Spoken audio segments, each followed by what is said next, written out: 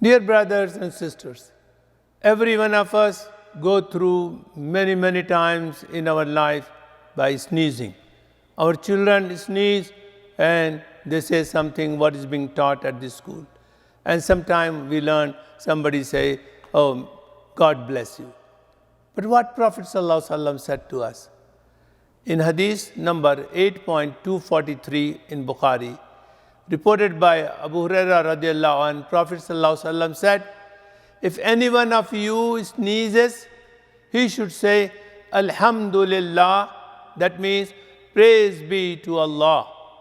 Then anyone who is present around him, any Muslim brothers or a companion, should say to him, Yarhamakumullah, may Allah bestow His mercy on you. Then the original person should say, Yarhamakumullah. The farmer would say, Yarhamakumullah, Yahdikumullah slobalakum. May Allah give you guidance and improve your condition. So, in summary, praise be to Allah is the first step. May Allah bestow mercy on you, second step. May Allah give you guidance and improve your condition. What a complete message and a complete dua when a person sneezes. So, this is the guidance from the last prophet to this universe, Prophet Muhammad sallallahu alaihi wasallam. Thank you.